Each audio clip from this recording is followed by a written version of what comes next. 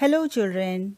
In today's video we'll discuss about the exogenic forces from chapter number 3 of geography, that is our changing earth. The forces which work on the surface of the earth are called exogenic forces. The landscape is being continuously worn away by two processes, weathering and erosion. Weathering is the breaking up of the rocks on the earth's surface.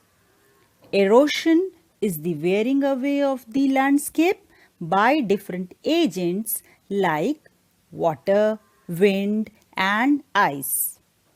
The eroded material is carried away or transported by water, wind, etc. and eventually deposited.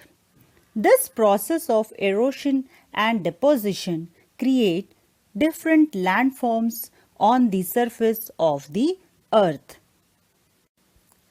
We will now learn about the erosional and depositional work of river, sea waves, glacier and wind.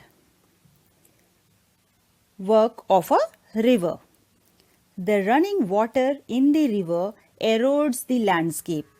When the river tumbles at steep angle over very hard rocks or down a steep valley side, it forms a waterfall. There are thousands of small waterfalls in the world.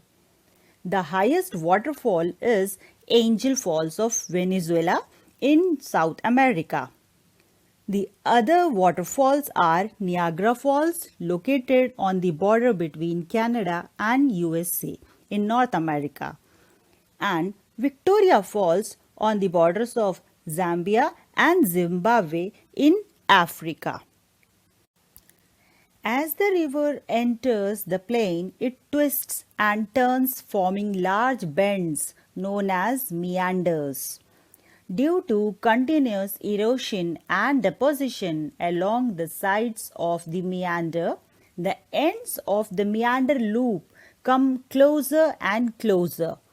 In due course of time, the meander loop cuts off from the river and forms a cut-off lake, which is also called as an oxbow lake. At times, the river overflows its banks. This leads to the flooding of the neighboring areas. As it floods, it deposits layers of fine soil and other material called sediments along its banks. This leads to the formation of a flat, fertile flood plain. The raised banks are called levees. As the river approaches the sea, the speed of the flowing water decreases and river begins to break up into a number of streams called distributaries. The river becomes so slow that it begins to deposit its loads. Each distributary forms its own mouth. The collection of sediments from all the mouths forms a delta. Next we'll talk about work of sea waves. The erosion and deposition of the sea waves gives rise to coastal landforms. Sea waves continuously strike at the rocks. Cracks develop.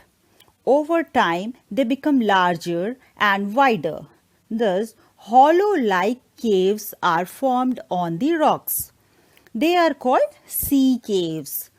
As these cavities become bigger and bigger, only the roof of the caves remain, thus forming sea arches.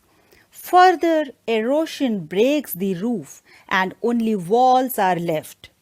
These wall-like features are called stacks. The steep rocky coast rising almost vertically above sea water is called sea cliff.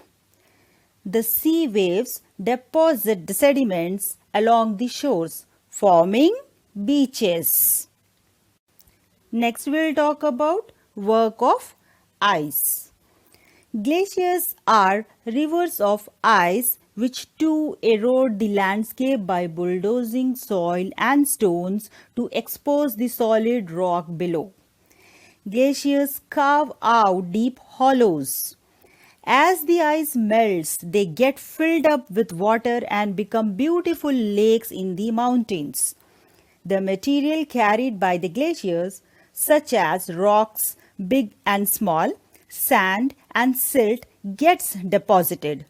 These deposits form glacial moraines.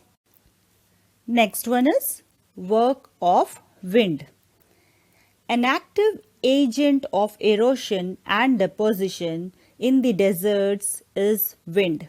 In deserts, you can see rocks in the shape of a mushroom, commonly called mushroom rocks. Winds erode the lower section of the rock more than the upper part. Therefore, such rocks have narrower base and wider top. When the wind blows, it lifts and transports sand from one place to another. When it stops blowing, the sand falls and gets deposited in low hill-like structures. These are called sand dunes. When the grains of sand are very fine and light, the wind can carry it over very long distances. When such sand is deposited in large areas, it is called loess. Large deposits of loess is found in China. So, with this, we have come to an end of this chapter. We'll continue with a new topic in the next video. Thank you.